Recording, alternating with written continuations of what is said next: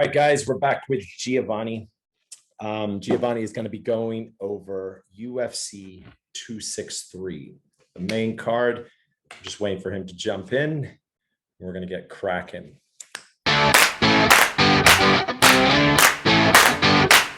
Dude, please tell me you can hear me. I can hear you. All good, man. Fucking great. Looking good, buddy. You just finished your workout, eh? Bro, I'm feeling like a fucking animal right now. Hold on, let me flex my abs in this fucking Starbucks right here. Yeah, dude. Good, So, dude, right now. I want to do another podcast about this upcoming fight. You're fighting a guy that actually was in the UFC, right? It's like a July 18th. Fight. July 18th in Hangzhou at 66 kg against Juma Biaka. A few years ago, I'll call it maybe over 10 years ago, arguably the best MMA fighter in Asia, in this side of the world. This guy was a beast, and I had the opportunity to fight him a long time ago when I was a fucking raging alcoholic or whatever the fuck I was. And man, I did some damage on him, boy. Let me tell you, you see that fight, I wasn't in the best of shape, but man, I put some damage on that boy, and he'll always remember me. That's why I can't even believe he's fucking taking a rematch against me. But nice. Great opportunity. I'm in phenomenal shape, and I'm only going to be in better shape here where I'm living. He didn't even know. They asked me for my passport so they could hook me up with the plane tickets in the hotel, and I was like, no need. And they were like, you sure? I'm like, yeah, I got it. They don't even know I'm here. I'm going to show up without my shirt ripped as fuck with some sandals and some shorts, and I fit it, and I'm going to show up, just weigh in, shake his hand, go back home with my fucking family, and then whoop some ass the next day. Go back home, sleep in my bed. I'm excited about this. This is crazy. It's going to be 3 weeks before the first round of the JCK tournament. Nice, man. That's exciting, huh? So you fought this guy before, eh? Yeah. So this is retribution. This is you got to take this one back. Yeah, man, if I were to, could I look that fight up online? Would I be able to find it? Yeah, of course. You got to type in his name and my name. That's actually he's a famous fighter in China. He's a famous fighter in Asia. At one point, I think he was like 30-0 or some shit. I think he was undefeated when he went into the UFC, and he was an animal, strong dude. But being real, not taking anything away from him, and I'm not looking past anybody. I take everybody seriously, and I always fight someone, especially now. I'm talking about now. I'm taking everybody like if they're the best in the world, so they better fucking bring it because I'm bringing it. But stylistically, on paper, if both of us are working hard and both of us are as smart as we can be, stylistically, technically wise, this motherfucker doesn't have a chance. Nice. He doesn't have a fucking chance. Watch the last fight, dog. Watch the last fight. That's me completely not taking it seriously, out of shape. And watch what I do to him in that fight. Okay. Fucking shit. The motherfucker could barely even touch my face. Nice. Took me down a couple times. His highlight of that fight was a slam. He had a nice slam on me one time. Ooh. Other than that, nigga, I got highlights of me beating his ass on my highlight reel. He doesn't have highlights of me. He only has one highlight, and that's the slam he has on me. And that slam, it was like it was a good slam, good for him. But that's it. That's all he got. He don't got any highlights of touching me up. He don't have any highlights of me. Man, we finished that fight. I was walking on the street. His face is all busted up. No lie. His face is all busted. And he's fucking, and I said what's up to him. He asked me if I wanted to eat with him. He's a nice guy. Nice guy. But my face, I'm not a pretty ass motherfucker, but I look like this. He didn't touch me, dog. Nice. How would it all work? You're going to just show up for the weigh-ins and then how's that all going to work? I'm pretty sure they're going to want to do some media and shit. They're going to, of course, think that it's me of the past, which, people don't change really, but at the same time, I'm a lot more mature now, and, my daughter's getting old enough. I don't want her to see an asshole. I don't want her to see me be an asshole, because I'm not an asshole, really. I'm not. I mean, I am, but I'm not. I don't know how to say that, but I'm going to show up to the media, do whatever they want me to do, take whatever pictures they want me to take, but then I'm out. I'm not screwing around there. I'm everyday work schedule. I'm on my shit. I'm going to my gym. I'm doing my same shit. I'm hanging out with my family. I'm whatever my daughter wants to do that night, the night before, don't matter. I'm going to show up on weight, no problem. Like I said, dog, it's summertime, so I'm going to be walking in with my shirt off, with some sandals, some shorts. I'm just going to show up, take my fucking photos, flex for the camera, shake his hand, and I'm out. Nice. They're gonna have to call me on my phone to get a hold of me because I'm not sticking around for nothing. I'm gonna go show up to the fight right before I have to warm up. I'm gonna warm up, fight, and then go back home. I'm on my shit right now. I'm taking this home. This is a big fight. This is a very important fight for me nice, and my legacy and my life, my fight life. This is fucking super important. I'm excited for this shit. July 18th. This is gonna be sick. 3 weeks before the opening of JCK. Again, I'm fighting one of the best guys that I could be fighting in JCK. That motherfucker is in some trouble too. I'm just on it right now. I'm talking too much shit. I don't want to talk too much shit. UFC 263. Yeah, bro. But let's bookmark another podcast to get deep dived into that fight. I'm gonna do some research, find some video, try to snap some, create a good video with it from the previous fight. But let's pin that in. I just finished training. I don't want to talk too much shit. You know, I get excited sometimes, and I'm excited right now talking. I dig it, bro. We do a podcast next time. I'll break that shit down, and I'll be more analytical. Like I'm gonna be with this 263 breakdown right now. I'm gonna break it down for you guys scientifically, so you guys get the lowdown on these fights. Yes, man. They're actually pretty amazing fights this weekend. Yes. These fights are going to be like on a stylistic standpoint. UFC 263, right? So that's next weekend, June 12th. June 12th. Yeah. Oh, it's next weekend. Yeah, next weekend. Yeah. So 3 key fights. There's the Israel Adesanya fight. There's the Figueiredo fight, and then obviously Diaz fight. And I'm calling those are my 3 favorite guys of those matchups. These 3 fights. I thought so when you called them. I thought that's who you wanted to win. Man, calling fights these days is ridiculous. You never know what the fuck. Shit, bro. I know. What the fuck is wrong? It's like this year, shit, the karma's all fucked up. Yeah. Oh my God. No, and then before you know it. This weekend, Logan Paul's going to knock out Mayweather in Miami. Dude, and it's on a Sunday. It feels weird. Why is it on a Sunday? So that's Monday. What's that, Monday morning for us? Isn't that weird? Watching fucking fight on Monday morning? Everything's weird about that. I have no idea what's happening. That's garbage. Okay, UFC 263. I got the privilege of talking to a pro MMA fighter right now, Giovanni Moljo. You're going to break it down. Let's start with the final fight, the main event. The main event of that. Let's start with that one. What are your thoughts? All right, man. I've been looking at video of these guys. I've been like trying to break it down, like in the sense, like, because I'm very good at analyzing. For me and me being a fighter, and I pride myself in being a very technical and very skillful, talented. Israel Adesanya is a very talented individual. Watching this guy fight, he fights with finesse. But I'm gonna say, he is lacking in a lot of major areas. Ooh. And these areas that he's lacking, Marvin Vettori has the skill set to fill in those holes and kind of make it a tough fight for him. Now, that being said, I'm going to break him down individually. Israel Adesanya, he's a skillful guy. A lot of his skill and abilities are based off of his abilities. He's quick. He has like, you see it sometimes in his fights. If you slow motion them, dude, he's doing the Matrix. He's like literally his back, he's like defying physics. His feet are here and his body goes like that. And he's like bobbing and weaving with his feet in the front. He does that a lot. And if you watch a lot of the fights of him making people miss, even to the more recent fight with him and the Polish guy,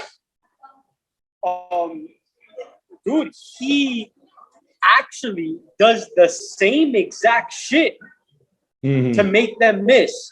And the people who have caught him don't catch him with wide punches. The people who throw the wide punches are the ones that are missing. The people who are throwing down the middle are the ones that are catching him. Watch these fights. Calvin Gastelum, I know he's your boy. Yeah. Polish guy. What I feel bad forgetting his name. What's his name? The champion? Blachowicz. Jan Blachowicz. Blachowicz. And Marvin Vettori. Okay. All three of these guys throw crisp straight punches, especially like Gastelum actually throws wide punches, but if you watch, he throws straight. And when he catches Israel Adesanya, man, they catch him when he's doing this thing. He does this thing where he thinks he's the Matrix. He thinks that he's like invisible and he moves. A lot of people say, oh, he's like Joe Rogan said one time, he's like Anderson Silva 2.0. Yeah. No, he is not. That's absolutely ridiculous. How can you compare anybody to the style and finesse in which Anderson Silva has put people away in his career? Get out of here. Still the legend. Can't touch him. Israel Adesanya has not done the shit that Anderson Silva has done. All right? Yeah. He has not. And when you take Israel Adesanya down, that's another thing. He looks like a fucking fish out of water. You know, Marvin Vettori took him down at the end of their fight. He looked like he actually had more fight in him than when he did against Jan, when he took him down, man. And look, I'm telling you, some of the things that Israel was doing when he was moving off his back, that was like white belt shit. And I think he's a purple belt, I heard, or some shit. I don't know. But that's like some real beginner ass shit that he was doing on the floor. Like really showing some major plot holes that you can't just fix overnight. You can't just fix in a month or two. You don't fix in 6 months that shit. You know, that shit, sometimes, you know, some shit sticks with you. You know, not to say that he's not improving on the ground. He probably is. But that's a major hole. Also, that matrix backstepping he does. He gets caught when you throw straight punches. Marvin Vettori was catching him. But also, switching to Marvin Vettori now. Marvin Vettori. I hate to say it, but I'm just going to say it because I'm training now, and honestly, I could give 3 shits about any of these motherfuckers, but I'm just saying it in respects to UFC 263, Israel Adesanya versus Marvin Vettori. Marvin Vettori is kind of a stupid fighter. He fights, it looks like without his brain. But if you watch him fight, man, he's punching with his hands down. He's very sloppy. He doesn't know where his feet are. Dude, watch his fights. He's like jumping around there. Like it's almost like he doesn't, like his brain is not functioning with his legs and his hands. It's almost like he's just fighting. He really is a tough guy and he's just fighting. But that being said, I'm not taking anything away from him. Dude, look what he's doing. He's accomplishing a lot. But that being said, the way in which he punches, 3 straight punches at a time, those jab cross jabs, and you know, even his relentlessness with the takedowns. Like, you know, when he fought Israel Adesanya the first time, he didn't do that. But if he does this time, it's very possible he might take Israel Adesanya down, and it's very possible that he might dominate him on the floor because of the lack of skills that we have seen from Israel Adesanya on the floor in the past. Those 3 straight punches, Marvin Vettori needs to stick to that. Throwing straight punches like that, rushing Israel Adesanya and throwing those straight punches could be a very strong key to victory. But also, that being said, Israel Adesanya has a very smart coach, and Adesanya is not a fucking stupid guy himself. I'm pretty sure them watching that fight, he knows that was a problem. And even though it's, you know, people have habits and they do things the same over and over again, I'm pretty sure that he knows that he can't fight him the same way he did the last time. So I'm expecting the same Marvin Vettori plus extra takedown attempts and a completely different Israel Adesanya. That could be a very interesting fight. because, we will see the pinpoint accuracy of Israel Adesanya and how he can adapt fighting the guy the second time. And man, if Vettori can take those pinpoint accurate shots and in the beginning and he's in good shape, it could be a rough night for Israel Adesanya, or it could be a highlight reel knockout for Israel Adesanya. Who knows? But that's my breakdown of those two guys. And nice, again, I'm not calling Marvin Vettori stupid, but shit, I wouldn't hide it from him. I'll tell him in his face. You kind of fight like an idiot. He fights like he's not thinking. He's just using brawn. It looks like he's using brawn. He's not like a methodical fighter. It's not like he's like looking at the guy and analyzing. Nah, he's just throwing it. He's waiting for an opportunity and he's going. I'm not gonna lie, I actually don't really enjoy it. Israel Adesanya is very nice to watch. It's nice to watch him. He when he fights, it's entertaining, right? It's kind of he's got that entertainment factor. Yeah, you don't really know what Israel Adesanya is gonna do, but you know what Marvin Vettori is gonna do. Yeah, you know what he's gonna do. Yeah. So it's just a matter of how tough Vettori is and how the will. We're gonna see their will in that fight and see, what happens. And I hope it's a good fight. And it'd be really cool to see Vettori take Israel Adesanya down and Adesanya show something different in his ground game. If Adesanya can show an improvement in his ground game, that'd be a win. Yeah. That'd be very cool to see. Yeah, he is Vettori. He's Italian, right? He wants to be the first Italian, champion in UFC. Yeah, he has some cool swagger, man. I hear him talk, his interviews. Nice to listen to. He's actually nice to listen to. His voice is, you can tell when he's talking, he means business. Yes, man. Actually, even though a lot of people like listening to Israel Adesanya and his talk, I actually like listening to Vettori more, and I just started listening to him recently, doing some, analyzing for these fights. But Vettori, I like listening to him better. Israel Adesanya, man, he kind of talks out of his ass sometimes. Like he was talking about putting people in body bags. Like he put Anderson Silva in a body bag. He put Yoel Romero in a body bag. No, he didn't. That fight with Anderson Silva was very close. That fight with fucking Yoel Romero was very close, even though it was a little boring. I didn't think it was boring, although many people do. Many of them are making me do, but he's lacking in a lot of areas, and we'll see what happens, man. We'll see what happens. I agree with you on there. I agree with you with Israel Adesanya, because I've got this sort of promoter brain, right? As a fight promoter, I always look at the sort of the PR side of a fighter, and there's a lot I would change with Izzy, because in the ring he's quite a good, he's very attractive, right? He's entertaining, but outside the ring, his interviews, he's kind of like switching with superheroes and anime, and then he's like this hip hop, and then he's like, then he has like he's all over the place. He has like the Africa character, like what's his native? What's the tattoo? Something native, right? I don't know.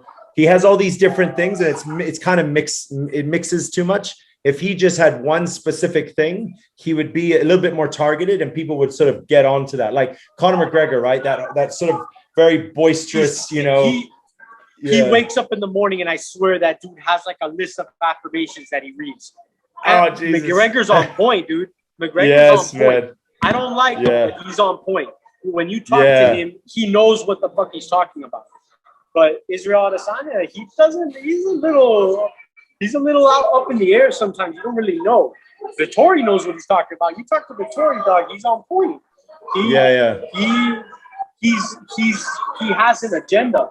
Israel Adesanya has an agenda, but we don't fucking know it because he's all over the place. He's all over the place. He's all over the place. But that's what attracts people to him. That's what. Yeah. That's right. Got him the championship. That's why he's champion right now. Good for him. Yeah. Interesting, eh? What about the co-main event? We've got Yes. Figueiredo and Moreno. Yeah. What are your thoughts on this fight? Figueiredo, So, Jesus, for for his size, he's such a savage, man. He's so savage. Yeah, he's been putting guys away, dude. He's doing a good job. And this dude Moreno was actually not doing bad, you know, in his respect before that fight. And then when they did fight, wow, that was an amazing fight. Did you see that fight? 5 rounds of war between Figueiredo and Moreno the first time. Man, arguably one of the most. That was a war. That was a very, very good fight. You know, up there with something like Joanna and Zhang Weili kind of deal. Like that was a great championship fight. Very underrated. A lot of people. I'm pretty sure a lot of people didn't even tune into that fight, but it was a great fight, and it was very back and forth. And Moreno showed a lot of grit. And a rumor that I heard going into that fight, I just found this out recently, was that Figueiredo was very sick in the fight. Okay. Into it. I heard this. And I don't know the truth behind it, but I think, I don't know, but I heard it. I heard something that many people know, that he was sick. And he wasn't 100% like physically. So if that is true, whatever, he looked good. Even though it was a war, but he looked good. But man, I'll tell you, Moreno, tough dude. And if the same Moreno shows up, I don't see how Figueiredo can possibly be better than what he was that time, because he did look good enough to, you know, anything can happen, bro. Anybody can land a punch. But man, if both of them come in ready, I expect another 5-round war, because the way Moreno handled himself in that first fight, some of the shots he took, and he didn't go down, I was kind of surprised, and he looked like a champ. He took some vicious shots, and he came in there tough, throwing leather, bro, and looking like an animal. And I'm not a... Yeah, man, I've never really been a fan of those lower of the flyweight class, but that was a very interesting fight to watch. I saw it when it happened live. I was pretty impressed, and I saw it again the other day, and I was even more impressed by the fight in both of those guys. Figueiredo, that was the first fight that I've ever seen Figueiredo actually tested, because in all these other fights before that, he's been demolishing guys, putting guys away viciously, savage, like you put it. Like he's been pretty on it, man. And this guy Moreno, he made a test for him. It was a strong test, and it was close enough, obviously, in Dana White's eyes, and I think so, that they needed a rematch. Because they needed it again, yes. They needed to do that again for sure. That was close. Because honestly, when the fight was over, I saw it again. I'm not gonna lie. It wouldn't have been upsetting if they gave the fight to Moreno. Okay. Moreno it was that close. You know, obviously you gotta beat the champ to be the champ. Yes. So they gave him the rematch. That was appropriate. If they would have set up Figueiredo with any other fight, that would have been inappropriate. Because Moreno definitely deserves that rematch. You know, even though he was the challenger, deserved the rematch. This is a fight that'll go down in flyweight history. And what would be even more phenomenal is if Moreno wins this next 5-round war, they need to do a trilogy. Yes. Forget anybody else in the flyweight division. They need to do the trilogy, and that's what I'm hoping for. That's the fight. You know, obviously it'd be cool to see some people fuck people up, but I would love to see a 5-round war between Figueiredo and Moreno coming out on top, so that they do the third fight. That would be great. That would be great. And that third fight would have to earn its spot at a UFC numbered event, main event. It would have to. It would have to. Yes. Because these flyweights, I know they're not getting the respect that these other weights are getting. But that's right. Great. People just look past them, don't they? Yeah. Yeah, they are, man. They are.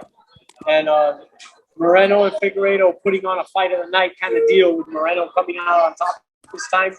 Even though Moreno's not a fucking name, even Figueiredo is not a name it's not a household name in the UFC that everybody's like drawn to. But this is their opportunity, because the fight before that everybody is really coming to watch, Nate Diaz versus Leon Edwards.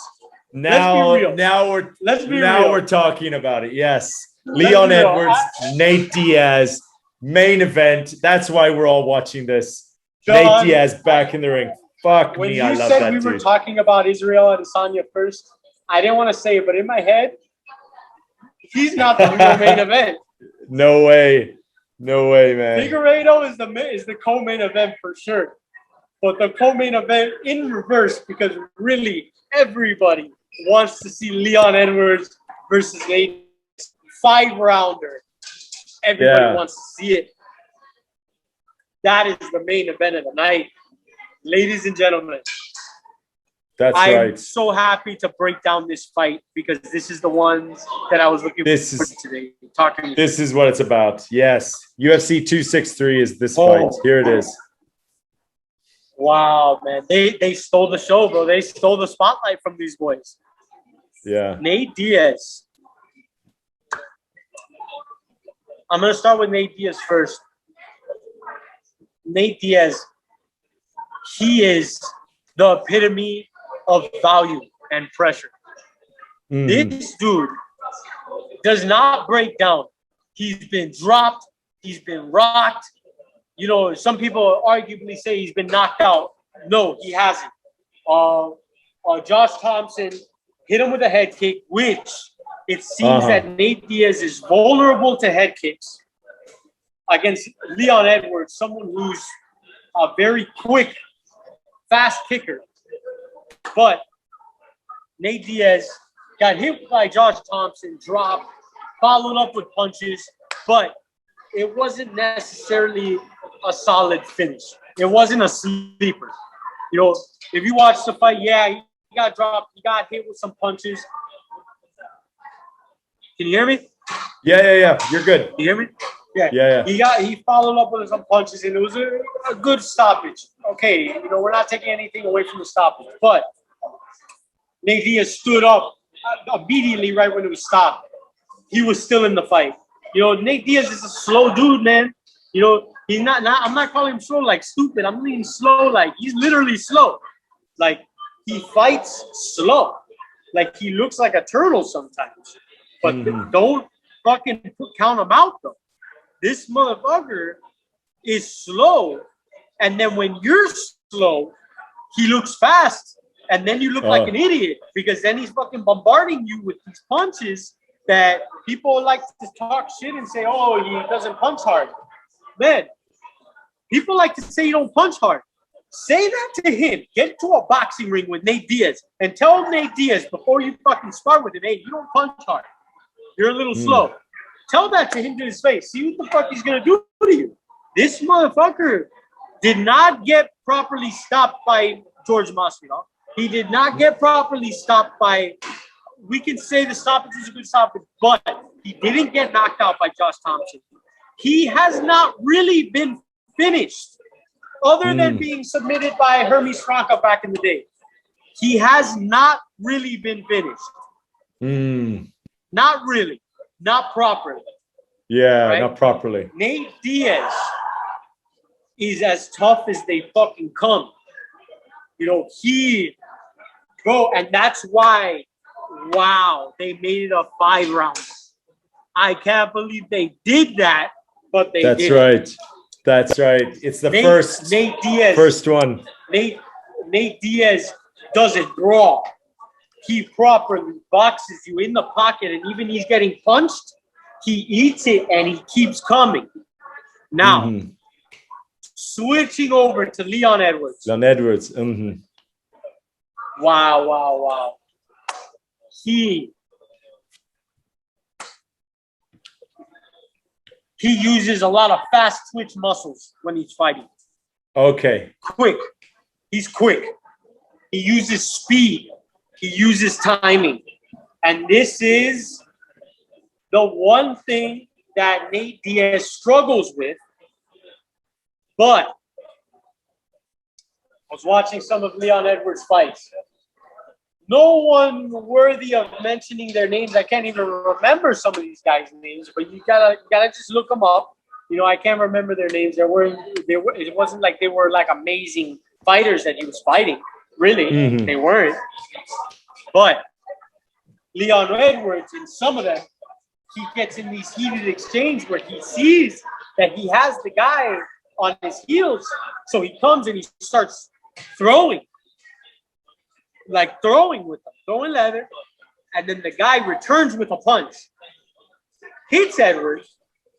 And then you see a back pedal for a split second.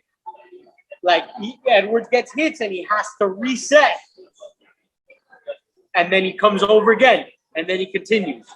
This has happened over 5 times. I saw it in his highlight reel, and I saw it in actual footage of his fights. He cannot do this with Nate Diaz in the later rounds. Okay. If he gets into a leather throwing fight with Nate Diaz, and Nate Diaz hits him, and Leon Edwards has to reset, that's going to be his mistake. Okay. There might be a point in the fight, and it actually happened with George Masvidal. George Masvidal using the quickness, but then Nate Diaz, while he's taking it, just throws back. And in the 3rd round, right before they stop the fight, bro, I love George Masvidal, but he was slowing down. He was slowing down. And Nate Diaz does not slow down. He's just slow. He doesn't slow down. You understand? Like I see. It's not like he gets into a fight and he's going like this. Nah, he gets into a fight, and if anything, he's slowly increasing. Okay. Everybody else, they're going like this. I see. They drop. Yeah. Even Leon Edwards. And Leon Edwards, the only difference is Leon Edwards doesn't fight with volume, even though he has volume. He fights with quickness and speed and timing. I see. This will do him good in the beginning. And these kicks, he throws incredibly quick kicks. His kicks are super fast. And Nate Diaz tends to throw with his hands down. And if Edwards throws one of these quick-ass kicks, he could catch Nate Diaz again and drop Nate Diaz with a head kick. It can happen. Even a body kick can happen. How Leon Edwards will fend him off on the floor, I do not know. But his quickness is a very high factor in him winning. You know, I see. In the early rounds, though, just in the early rounds. But Nate goes the distance. Nate's a distance guy. 5th round, bro. Of course, I'm gonna fucking bet that Nate Diaz, God willing, they do not stop the fight, and he's gonna be bloodied, battered. But then in the 4th, 5th round, bro, we're gonna be seeing some nasty shit. I really just don't see Leon Edwards being able to fight through it. I don't think so. Man. I think we're going to start seeing Leon Edwards be smarter and go for some takedowns. And his takedown game is not bad either. Bro, Leon Edwards actually has some good takedowns. Chain wrestling from the top. He like goes for trips and they defend him. He switches to the other side. He does a good job at that. Nate Diaz is not the best in takedown defense, but he's also a very good takedown specialist himself. You know, he's lost 2 wrestlers because of being grinded out, but his wrestling game, his judo game is not bad, and his ground game is fantastic. So gotcha. This is going to be an epic fight. This is, in my eyes, this is the main event. I could watch this fight and then I swear I could turn off the TV after that. That fight to me is the main event. 5 rounds. I would love to see a 5th round TKO finish by Nate Diaz in this fight. And then get his shot at, oh my God, to say it sounds ridiculous, but to see how Nate Diaz would do against someone like Kamaru Usman. It's kind of tough to sell. It's kind of tough to sell.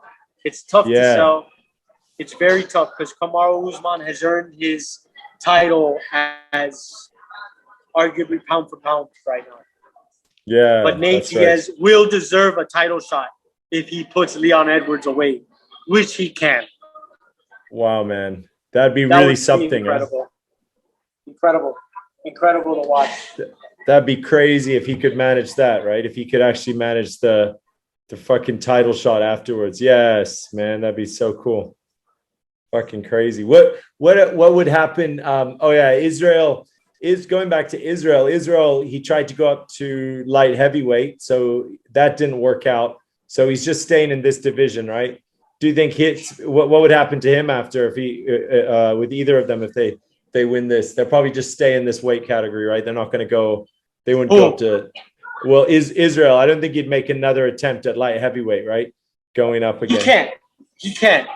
It doesn't matter how good he does in this fight with Vettori. He could annihilate Vettori. It's not going to make a statement for him to move to light heavyweight. Jan just made him look out of place. That wasn't a good fight for him. And honestly, if they fought again, I think Jan would win again. If anything, I think Jan would win in more decisive fashion if they fought again. Yeah. That's not a good fight that's not a good move. Yeah, he's good, man. Man, I obviously this is a whole other event, but I am excited and I would love to do a podcast on the Jan Blachowicz versus Glover Teixeira fight. Ooh. Wow, that's going to be amazing. Yes. When's this one coming? Teixeira, I have no idea, but I know it's coming up. It's coming up. I don't know exactly when that's coming. But that's interesting, man. Glover Teixeira, that man, he has a solid chance at victory of that fight. Fuck, man. That's going to be crazy. Yeah. Shit, that's interesting. Yeah. Yeah, Blachowicz is no joke. He's a solid heavy, and he's a heavy puncher too. He took Izzy out by surprise there. Well guarded. He fought Izzy smart. He's smart. He did a smart fight. That was a smart fight. Very smart. Man. That's and good. Israel, I'm interested to see how Israel hangs with Vettori this time. The first fight, Vettori kind of talked shit after saying that, like he gave him a tough fight and stuff. Yeah, okay. Israel Adesanya won that fight. But Vettori definitely gave him some damage, man. It's kind of like Gastelum, man. Actually, Gastelum, dog, I just got to bring it back for a second and got to give a shout out to